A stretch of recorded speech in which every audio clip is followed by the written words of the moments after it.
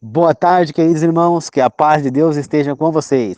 Na meditação de hoje falaremos sobre a comunhão com Deus e a oração. Antes de começar, gostaria de pedir que ouçam até o fim e compartilhem minhas mensagens. Ouçam para aprender, compartilhem para que outras pessoas tenham o privilégio de aprender. Queridos irmãos, o que é comunhão com Deus? Comunhão com Deus é ter um relacionamento sério com Deus, é ter uma intimidade com Deus. Comunhão com Deus é você estar convivendo com Deus, correto? Então nós temos aqui, ó, para termos um relacionamento íntimo com Deus, precisamos dedicar tempo para estar com Ele. Quanto mais próximos estivermos de Deus, mais sentiremos sua proximidade. O que esses dois tópicos nos ensinam? Eles nos ensinam que nós precisamos estar mais próximos de Deus, né? Ter intimidade com Deus. Como é que a gente faz isso? Estando em contato com a palavra dele o mais tempo possível. Está sempre ali lendo a Bíblia. Porque a Bíblia é o livro sagrado, é o livro inspirado por Deus. Então nós temos que estar ali sempre em contato com ele, oração. Mas a oração não é só de pedidos, de queixas, de agradecimentos. Não, é muito mais do que isso. E nós vamos ver falar um pouco mais sobre isso mais para frente. 3. Podemos estar ligados a Deus de maneira frontal, intencional ou informal, ocasional. Então aqui nós temos várias maneiras de estar em contato com Deus, né? Formal, que é uma formalidade, fala de formalidade, né? Uma coisa, uma tradição, né? Uma coisa formal é uma coisa cotidiana, podemos dizer, né? Intencional é quando você quer fazer uma oração. Informal ou ocasional, ou seja, você não tinha intenção de estar, mas está.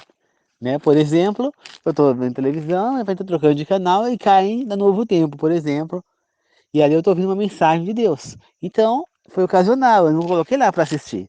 Agora é diferente eu pegar e eu vou ligar a televisão, vou assistir a Novo Tempo, eu vou lá e ponho o canal da Novo Tempo para assistir uma mensagem. Então aí é intencional, não é ocasional, né?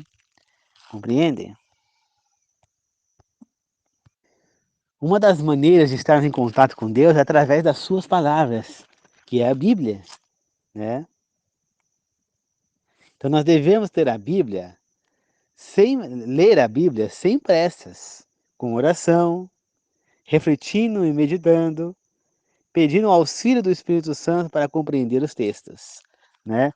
Então, nós precisamos ler a Bíblia, mas nós temos que tentar nos enxergar nos personagens ali na história, sentir que aquilo ali faz sentido na nossa vida, compreende?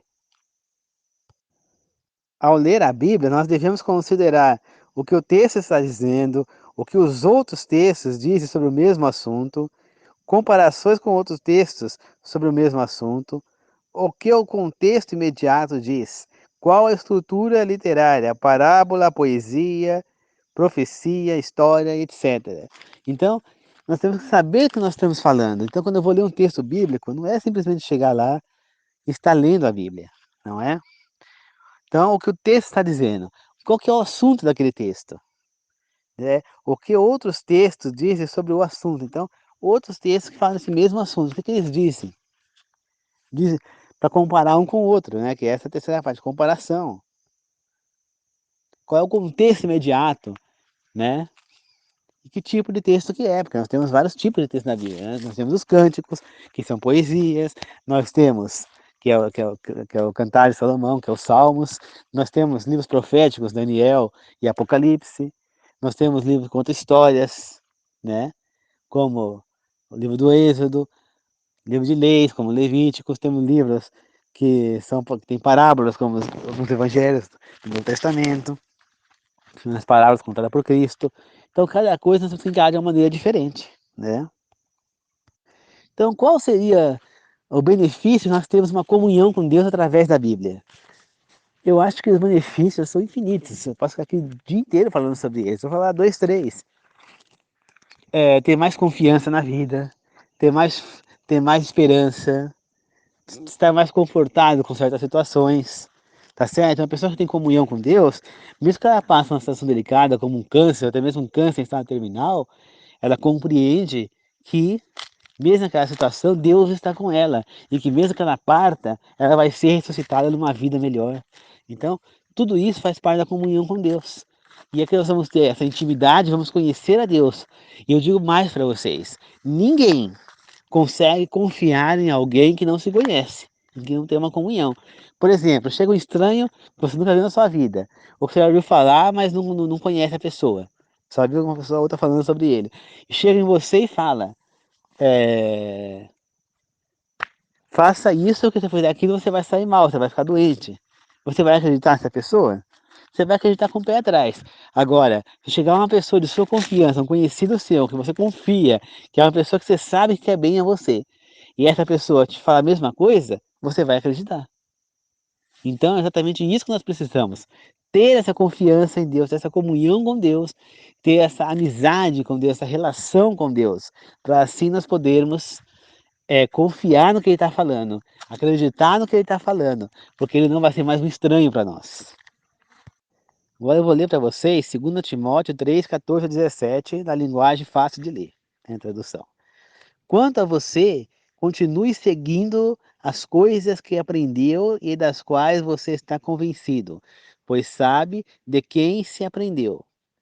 Então, queridos irmãos, nessa primeira parte aqui de 2 Timóteo 3, 14, né, a 17, aqui é 3, 14, nós temos aqui o quê? O que é Timóteo, 2 Timóteo? É uma carta. Para quem é mais novo, não sabe muito bem o que é uma carta, né? Porque hoje em dia a gente manda mensagem via WhatsApp, mensagem via e-mail, a gente nem e-mail usa mais, via WhatsApp, né? Então, ninguém mais fica mandando carta. Então, mas para quem não é da época das cartas, era como se você mandasse uma mensagem do WhatsApp, que você manda no WhatsApp, através de uma carta, que você endereçaria a uma pessoa, e ela ia pelo correio, ia até a casa dessa pessoa. Essa carta ia chegar lá, esse papel que você escreveu, ia chegar na carta, né, o papiro, como na época de Paulo, ia chegar lá na, na, na, na, na casa da pessoa. E aí a pessoa ia ler essa carta e ela poderia, ou não, dependendo da carta, te responder. Né? Então, hoje em dia você digita ali no WhatsApp, chega na mesma hora você, a carta, né? A mensagem que você quer mandar. Naquela época não, você demorava uma semana, né? No caso agora, na época nossa aqui de correio, na época de Paulo devia ser, sei lá, quase um mês, talvez, para chegar uma carta para uma pessoa, né? Não sei quanto tempo que demorar, mas é muito tempo, né? Então, no caso da segunda Timóteo é uma carta. E essa carta foi endereçada a Timóteo, né? Então, pensa você receber uma carta escrita essa mensagem que eu acabei de ler, né? Para você continuar seguindo as coisas que aprendeu. Aí ele continua assim, ó. Você também conhece as Escrituras Sagradas, desde a sua infância, e sabe que elas podem dar a sabedoria que a levará à salvação por meio da fé em Jesus Cristo. Então está falando aqui que ele conhece as Escrituras Sagradas, que é a Bíblia, né? Na época a Escritura Sagrada porque não existia a Bíblia, hoje em dia é a Bíblia, né? Que vai levar, através de Jesus Cristo, a fé em Jesus Cristo, a salvação. Continuando. Toda a Escritura é inspirada por Deus, e por isso é útil para falar sobre a verdade, para repreender os pecadores, para corrigir as faltas e para ensinar a maneira certa de viver. E é fazendo uso dessa Escritura que o servo de Deus ficará capacitado e bem preparado para fazer todo o tipo de boa obra. Então é uma carta destinada de Timóteo, de Paulo a Timóteo, onde ele está dando instruções a Timóteo, né? Possivelmente Paulo, quando escreve esta carta, ele estava preso numa prisão em Roma, né? O apóstolo Paulo tinha sido preso, então ele não poderia ir. Então, antes ele sabia que ele iria ser morto. Então, antes que ele fosse morto, ele mandou algumas cartas, né? Já que ele não podia entrar nas localidades. Então, cartas inspiradas por Deus, né? E ele manda essas cartas. Então nós precisamos compreender o que é que Deus fala conosco através da Bíblia. É através da Bíblia que ele vai falar conosco hoje em dia. Antigamente tinha profetas, hoje em dia nós não temos mais. A última profeta que nós temos ciência que existiu foi Ellen White, né? Ela foi uma profetisa moderna, uma profetisa não canônica, ou seja, não tem livros na Bíblia. Nós temos que entender que existem profetas canônicos e não canônicos. Os canônicos são os profetas que têm livros na Bíblia, como é o caso do profeta Samuel, do profeta Jeremias, do profeta Ezequiel, do profeta Isaías, do profeta Jonas, do profeta Oséias, do Abacuque, Moisés. Eram profetas canônicos, eles tinham livros escritos na Bíblia. Agora nós temos alguns profetas na Bíblia, inclusive um que é não canônico, e foi um dos maiores profetas, tanto que ele foi levado ao céu vivo, Elias. Né? Elias era um profeta não canônico, ele não escreveu o livro na Bíblia, no entanto ele era um profeta. Abraão era um profeta não canônico, ele não escreveu o livro na Bíblia. O próprio Enoque, né? Elias, como eu já falei, Eliseu, eles não escreveram livros na Bíblia, né?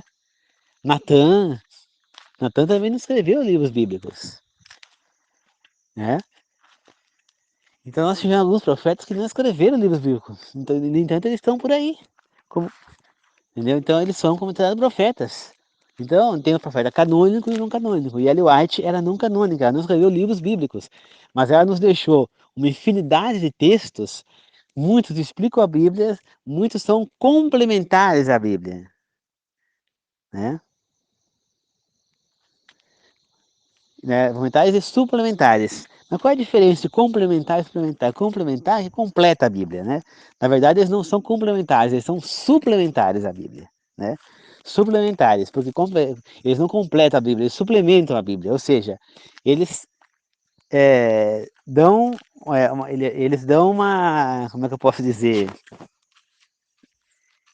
Eles não, suplementar significa é, dar algo mais do que a Bíblia. Complementar não dá, a Bíblia ela já está completa. Mas a Ellen White ela suplementou a Bíblia, ou seja, ela deu explicações sobre a Bíblia, ela deu direções. Então, tem um livro dela chamado Atos dos Apóstolos. Então, ela explica muitas coisas, muitas parábolas de Cristo, inclusive nesse livro. Inclusive a parábola do rico Lázaro. Então, são livros inspirados pelo Espírito Santo. Uma mulher que tinha até a quarta série, mal sabia ler e escrever. Ela não lembrava de nada das coisas assim. Nada que ela conseguia ler, as coisas ela lembrava, porque ela teve um acidente. Ela levou uma pedrada de uma menina na cabeça, e essa pedrada deixou sequelas, ela não conseguia mais lembrar das coisas, por isso ela largou a escola, né, no quarto ano. Então, ela mal sabia ler, e ela escreveu vários livros, várias cartas, é, vários documentos falando sobre Deus, ensinando nós a nos alimentarmos melhor, a educação, como criar filhos, como o professor deve lidar com os alunos, como os pais devem educar os seus filhos, como os jovens devem agir, como nós devemos nos alimentar, explicações sobre livros da Bíblia que às vezes não ficam claros quando nós lemos.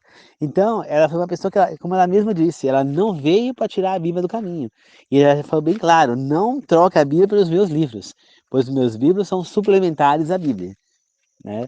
Eles não são, eles não são ficar no lugar da Bíblia. E isso dá mais uma prova de que ela era realmente uma profetisa, né? E após ter estudado a Bíblia, ter lido a Bíblia, ore mais uma vez. Você ora antes de começar a estudar a Bíblia, para que o Espírito Santo esteja ao seu lado ali, para que ele vá abrindo seus olhos. Depois você ora mais uma vez, agradecendo o que você leu ali, o que você pôde aprender. Depois você faz uma meditação sobre o que você leu. E por fim, você aplica isso na sua vida. Isso vai fazer com que você evolua, que você amadureça, né? Mas amadureça da maneira correta, não como muitas pessoas falam, que amadurecer é a pessoa ser uma pessoa séria, uma pessoa maliciosa, uma pessoa... Não, amadurecer é você ser sábio, é você mesmo não deixando a criança morrer dentro de você, como é o meu caso, ser uma pessoa alegre, brincalhona, extrovertida, com a pessoa que conhece, né? Eu sou tímido e extrovertido ao mesmo tempo, né? Então é uma pessoa que gosta de brincar, que gosta de zoar, como fala na linguagem de hoje, mas ser uma pessoa centrada, uma pessoa que sabe agir com, com responsabilidade, uma pessoa que sabe com sabedoria, uma pessoa que cumpre os seus deveres, pessoa que tem palavra. É isso a pessoa madura, né? Uma pessoa que sabe reagir da melhor maneira possível para evitar as contendas na sua casa, no seu campo de vida, onde você vive, onde você trabalha. Então isso é amadurecer, tá certo? E como eu estava falando, a Bíblia começa a ter sentido na nossa vida, ou relevância na nossa vida, quando nós nos identificamos com ela, né? Agora eu vou ler aqui, 1 Samuel de 1 a 18, tá? 1 Samuel de 1 a 18. Diz assim, ó. Elcana tinha duas esposas, uma se chamava Ana e a outra Penina. Penina tinha filhos, mas Ana não. Né? Então aqui nós dá uma direção do quê?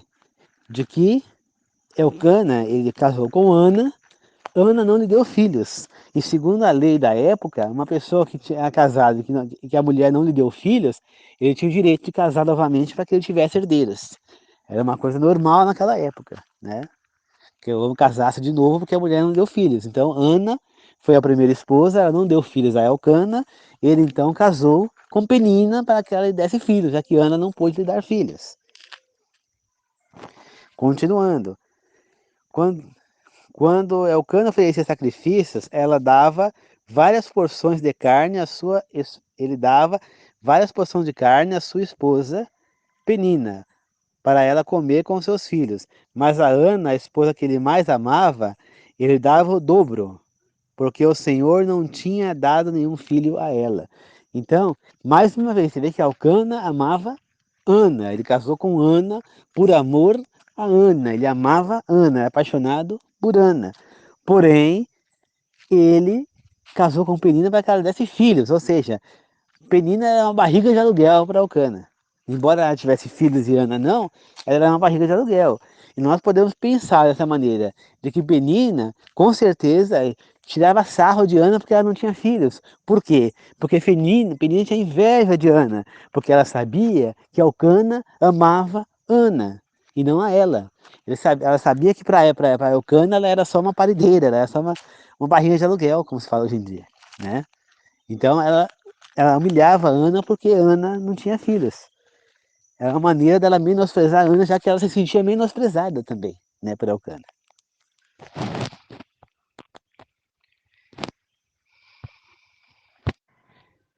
Tá.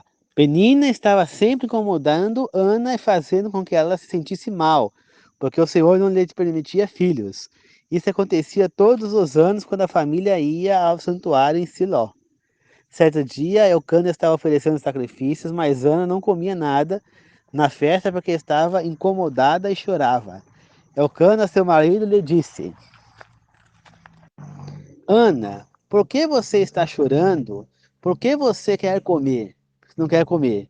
Por que você está triste? Você tem a mim, eu sou seu marido. Não sou eu mais importante para você do que ter 10 filhos?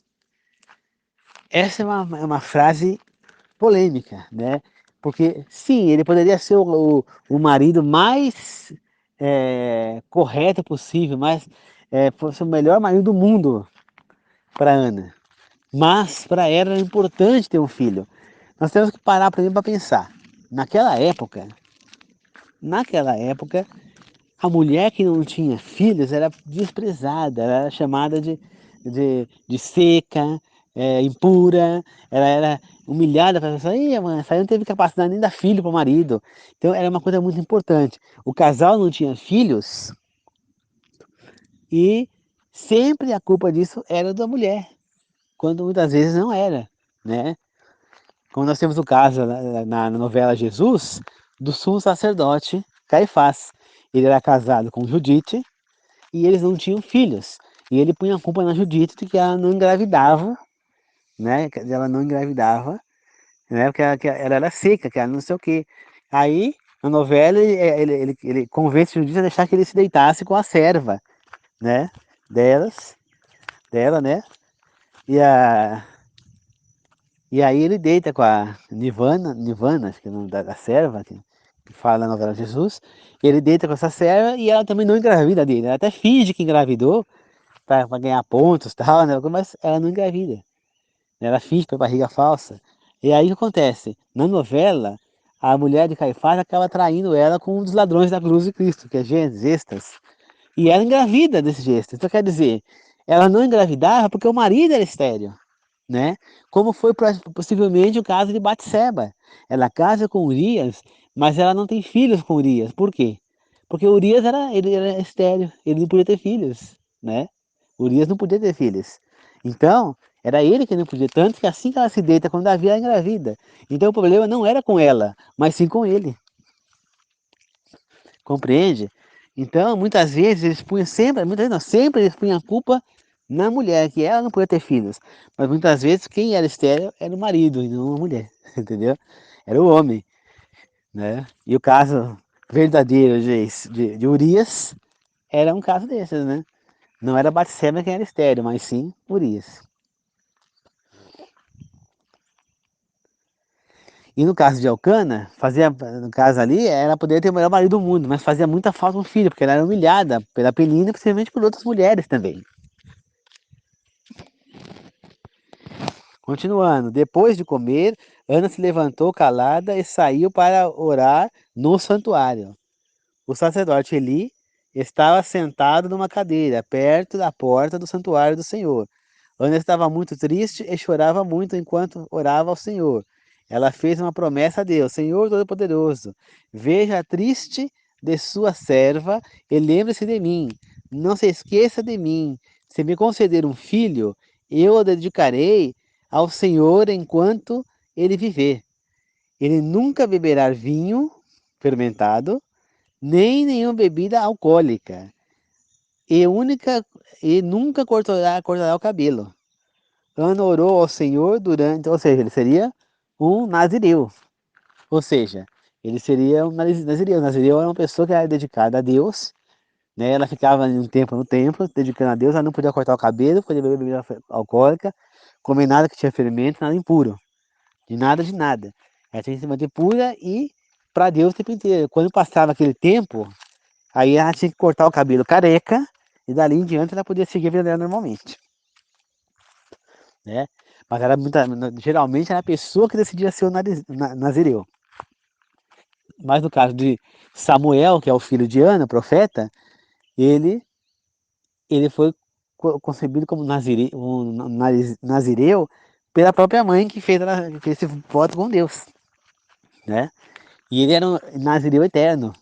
Segundo o que Ana prometeu, ele seria um nazireu eterno, né? Um nazireu eterno.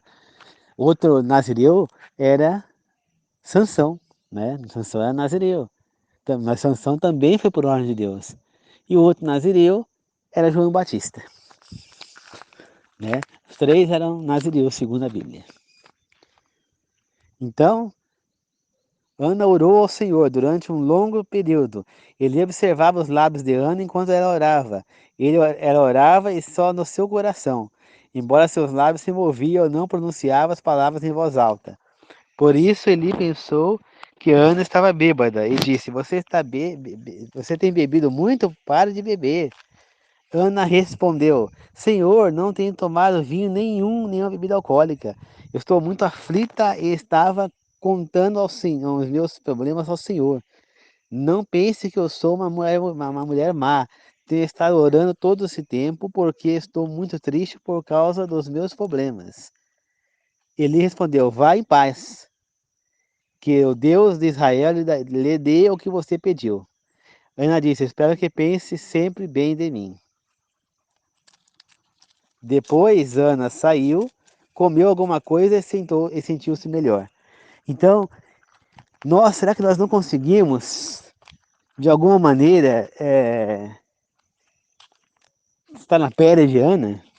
Nós não conseguimos nos identificarmos com Ana, não lá no contexto da história, mas no contexto, a aflição que ela sentia. Será que em algum momento nós não sentimos uma aflição, uma situação difícil de ser resolvida, um problema grave? Eu posso falar por mim mesmo, eu sinto esse problema vendo a situação que eu passei o ano passado com a minha mãe. A minha mãe impossibilitada de fazer as coisas. O meu pai é uma pessoa com 86 anos na época, agora 87, que se dizia que era impossível para ele fazer as coisas, que ele não conseguia, que ele tinha dor, que ele não sei o que lá, e ficava o tempo inteiro no sofá, e eu tinha que pastar sozinho, sem poder, com os braços ruins, com tendinite, nos dois ombros, no cotovelo esquerdo, e aquele cansaço, tem que cuidar da casa toda, e cuidar de limpeza, fazer comida, e ele não ajudava praticamente nada. Pôr água no filtro, mal ele fazia uma louça reclamando. Aí minha mãe voltou, eu piorou para mim mais ainda, porque eu tinha que cuidar dela, além de fazer outras coisas. Então, eu vejo a aflição de Ana, eu vejo a minha aflição ali. São aflições diferentes, mas são aflições, então eu consigo identificar com essa história, né? E Ana fez o que para superar a sua aflição? Ela orou, ela se entregou para Deus, e ela fez um pacto, uma promessa com Deus. Ela disse a Deus que se ele desse a ela um filho, que ela deixaria esse filho viver no tabernáculo, que ele seria um nazireu, né? Que ele não cortaria o cabelo, não bebida alcoólica, não ia e pro resto da vida. E isso aconteceu realmente, e ela engravidou engravidou de um profeta, Samuel, né? Que foi um dos grandes profetas da Bíblia, né? Que é o qual dá o título a esse livro. Então, um dos grandes motivos da nossa comunhão diária com Deus é a comunicação com Deus, né? Eu posso estar conversando com Deus, como se estivesse conversando com vocês aqui, entendeu? Mas as pessoas têm tempo para ficar vendo vídeos pornográficos, tem tempo para ficar vendo telenovelas, para ficar vendo programas aí policiais, outras coisas, mas não tem tempo, por exemplo, para parar um pouco e ir no Face ali, no meu canal, e assistir um vídeo lá no meu canal de meia hora, 40 minutinhos. Mas dá para ver um programa de 2 horas na televisão. Então, quer dizer, você não tem tempo para Deus, mas tem tempo para o mundo? Então você está longe de Deus, então você não está em comunhão com Deus, tá certo? E é muito mais proveitoso você conversar com Deus, você estar em comunhão com Ele do que com o mundo, pode ter certeza disso. Em Atos 17:11 diz, as pessoas daquela cidade eram mais nobres do que as de Tessalônica, pois receberam a mensagem com grande entusiasmo. Eles examinaram as escrituras todos os dias para ver se o que Paulo dizia era realmente verdadeiro. Então aqui está falando de um povo que queria comunhão com Deus, que diariamente examinava as escrituras para ver se o que Paulo falava era verdadeiro. Então era um povo que estava em comunhão com Deus. Então, falou que era um povo mais nobre do que os tessalônicos. Por quê? Não é porque eles eram mais ricos, ou porque eram mais sofisticados, ou porque eram mais finos, que tinham melhores, mais boas maneiras, mas porque tinham mais comunhão com Deus, porque eram mais próximos de Deus, né? Qual outra forma de nos relacionarmos profundamente com Deus? Formalmente, intencionalmente, é através da oração, né? Qual seria essa outra forma? É a oração. Né? A oração é uma maneira de nos comunicarmos com Deus. Mas qual seria uma definição de oração? Hum? Quando falamos com pessoas que estamos desenvolvendo amizade profunda, expressamos o que estamos sentindo, dizemos o que gostamos e não gostamos e como está a nossa vida. Será que essa não é uma excelente definição para oração? Então vamos ler de novo, transformando essa definição para a oração. Quando falamos com Deus, que estamos desenvolvendo amizade profunda com Deus. Estamos, expressamos o que estamos sentindo, dizemos o que o que gostamos e o que não gostamos, e como está a nossa vida. Então, basicamente é isso que nós fazemos numa oração. Numa oração, nós temos que desenvolver uma amizade com Deus através da oração. Então, nós temos que expressar para Deus as orações, o que estamos sentindo, o que gostamos, o que não gostamos, e como está a nossa vida. Isso é uma parte da oração importantíssima. Muitas pessoas pegam a hora, 30 segundos, 40 segundos e acham que é o suficiente. Mas tem gente que às vezes fica meia hora, 40 minutos em oração. Isso é muito importante. A oração, ela vai tirar um pouco das suas energias, com certeza vai deixar você bem cansado. Porque quando você está em contato com Deus, você cansa. Mas você vai estar falando com Ele como um amigo. Então, da mesma maneira que você liga, eu estou precisando de uma palavra amiga, então eu vou ligar para o meu colega para a gente conversar um pouco. Ao invés de ligar para esse colega, por que você não experimenta ligar para Deus? A ligação para Deus, você não precisa de telefone, você olha para o céu e fala com Ele está te escutando, conversa com Ele. Ah, mas Deus não me responde como meu amigo me responde. Ele pode não te responder com palavras, não naquele momento, mas Ele pode te responder num outro momento e fazer uma transformação na sua vida que o seu amigo jamais vai poder fazer. É claro que depois de falar com Deus, você pode também falar com esse amigo, porque aí sim, ele pode usar esse seu amigo para próprio Deus te responder através do seu amigo. Mas é interessante que antes de você ligar para o seu amigo, você possa falar com Deus, fazer uma oração para Deus, contar para Ele a sua vida, contar, não que Ele não saiba, Ele sabe de tudo, Ele é onipresente, Ele é onipotente, Ele sabe de tudo. Porém, Ele quer que nós falemos com Ele, que nós nos ajoelhamos perante Ele, mostramos a nossa reverência a Ele, como servos dEle, coisa que a maioria das pessoas não fazem, né? Como eu falei no começo do vídeo, quando oramos para Deus, nós podemos fazer mais do que simplesmente pedir e agradecer. Nós podemos contar a nossa vida, contar os nossos passos, o que está nos incomodando, as situações, né? Nós podemos estar numa conversa amigável, assim como você conversa com seu amigo, com um parente, você pode fazer com Deus. E é importante que você faça isso. Se queremos desenvolver nossa espiritualidade, a oração tem que ser vista de forma mais ampla. Por meio da oração sincera, somos ligados com a mente do infinito, ou seja, com a mente de Deus, a mente de Cristo, né? A oração incessante é inquebrantável. A união da alma com Deus, ou seja, da pessoa com Deus. A alma aqui quer dizer pessoa, então pessoa com Deus. É impossível que a espiritualidade de uma pessoa floresça se a oração for negligenciada. Em Lucas 11:9 diz assim: Por isso eu lhe digo, não desista de estar sempre pedindo, porque Deus lhes dará. Não desista de estar sempre procurando, porque vocês acharão. Não desistam de estar sempre batendo na porta, porque Deus lhe abrirá a porta. Então, isso está escrito numa parte onde Cristo está contando uma parábola, né? A parábola necessária de pedir a Deus sem cessar. Então, aqui em Lucas,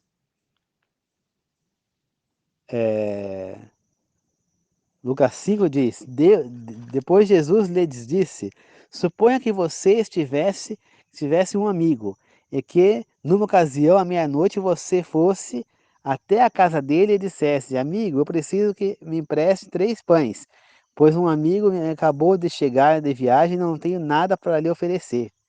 Aí, aí já estava no 6, agora vamos para o 7. E suponha que ele responda lá de dentro, dessa maneira: Não me aborreça, a porta está trancada e tanto eu como os meus filhos já estamos deitados. Não vou levantar agora para lhe dar nada.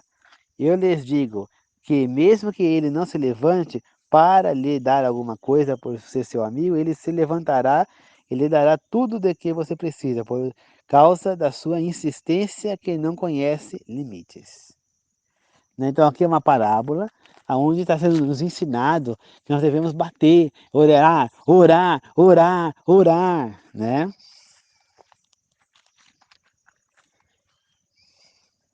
É isso que nós devemos fazer. Então fala-se, continue pedindo, continue batendo, continue buscando, porque Cristo vai levar a mensagem ao Pai e eles vão atender o seu pedido, às vezes de uma maneira diferente, mas que vai suprir o que você está querendo com esse pedido, tá certo? Ou eles vão dar o conforto que você precisa, mas não cesse de pedir. Essa é a função da oração. Não é você orar uma vez, ore 1, 2, 10, 15, 20, 100, mas fique pedindo, insista. Essa é a que está sendo escrito aqui para nós. Em Lucas 11:13 está escrito: Ora, se até mesmo vocês que são maus sabem dar coisas boas aos seus filhos, quanto mais o Pai que está no céu dará o Espírito Santo aos que lhe pedirem, né? Então aqui vem antes, ele fala, é, qual pai que quando um filho pede leite vai dar veneno, o filho pede não sei o que, ele vai dar escorpião, né? Tem uma passagem da Bíblia que diz assim, eu não lembro ela perfeitamente. Então, aqui é isso, então está falando que o Pai do céu, Se um pai de família, se uma mãe nunca vai dar algo ruim para um filho, muito menos o Pai do céu, né? Em Mateus 6,31 está escrito: portanto, não fiquem preocupados dizendo o que iremos comer, ou o que iremos beber, ou ainda com o que iremos nos vestir. Pois Deus nos dará um jeito. Ele jamais deixará um servo desamparado. Quando Elias estava fugindo de Jezabel, o que foi que ele fez? Ele ficou escondido perto de uma gruta, onde tinha um rio passando, lá tinha água. E naquele lugar, sempre, todo dia, um corvo levava a Elias uma carne, né? Para que ele se alimentasse. Abraão, quando andou pelo deserto, sem direção, em nenhum momento ele ficou desamparado. Sempre ele ficou, sempre tinha água por perto. O povo de Israel, quando andou pelo deserto os 40 anos, em nenhum momento Deus os deixou desamparado. Ele fazia a nuvem de a nuvem, a nuvem durante o dia lá, aquela nuvem de redemoinho, né? Guiar durante o dia e a nuvem de fogo para guiar durante a noite. Tá certo? E é exatamente isso que ele faz com nós hoje em dia, se nós lermos a sua palavra. A Bíblia, hoje em dia, é essa nuvem. A Bíblia é a nuvem durante o dia para nos guiar durante o dia e a nuvem de fogo para nos guiar durante a noite. É ela quem é esse guia, tá certo? E ele não nos deixará desamparados em momento nenhum, tá certo? Ele vai estar sempre amparando a nós. E por fim, a oração, ela nos conecta com aquele que sabe o que nós precisamos. Então é muito importante que a gente esteja em oração para estar conectado com Deus. Por isso que sempre que a gente vai fazer um estudo, a gente ora antes, quando termina a gente ora de novo. Nós devemos orar quando saímos de casa pedindo sua proteção. Devemos orar em agradecimento quando voltamos para casa. Devemos orar em agradecimento quando nós chegamos no nosso destino. Depois, quando nós saímos desse destino para voltar para casa. Nós temos que orar antes de se alimentar, orar ao acordar, orar ao dormir, orar, orar e orar. É importante essa oração, é importante nós mantermos fortes perante Deus. Orar é uma coisa importantíssima que nós devemos ter em consideração. E não podemos fraquejar nas orações, porque senão nós nos tornamos fracos. Tá certo? Então, vamos orar. Tá certo? Então é isso, queridos irmãos. A comunhão e a oração, uma coisa tem a ver com a outra, mas a comunhão não é só oração. A comunhão é você estar com Deus, é você pegar a palavra, é você pegar a Bíblia, é você ver o que o seu pastor está falando, está de acordo com a Bíblia, é você estudar. E estudar a Bíblia, você tem que estudar, ler um texto, ler outro texto, de entender os contextos, entendendo que você está lendo é uma parábola, ou é uma profecia, ou é uma poesia, né? Você tem que compreender o contexto. Se o autor desse texto que você está lendo, ele está querendo falar algo que você deva fazer, ou se ele está criticando alguém que está fazendo algo de errado. Porque muitas vezes a pessoa pega um versículo e fala, fulano falou que não era para fazer isso. Só que quando você vai ver o, o sentido da, da, do texto em si, quando você lê os versículos para cima, os versículos para baixo, você vai ver que ele está falando não do que diz respeito que não pode fazer aquilo, né, que é para fazer aquilo, mas sim ele questionando o outro que fazia aquilo. Então você deve compreender o contexto daquele texto. Você nunca vai estudar uma Bíblia com um versículo, você vai estudar com um capítulo, pelo menos. Ou ou pelo menos com 6, 7 versículos, 6, 7 ou 8 versículos, para que você possa entender o contexto do capítulo. Nunca com um versículo só. Então é muito importante que nós estudemos a Bíblia corretamente e que nos encontramos sempre com a verdade, para que nós possamos estar fortes, estar aptos com essa amizade e intimidade com Deus, assim como eu me sinto, tá certo? E que nós possamos estar com Deus ao nosso lado o tempo inteiro, porque Ele é Pai, porque Ele é Salvador, Ele é Redentor, tá certo? Mas ele é rígido e ele disciplina os seus filhos. Então não acha que Deus vai passar a mão na sua cabeça, porque ele não vai, tá certo?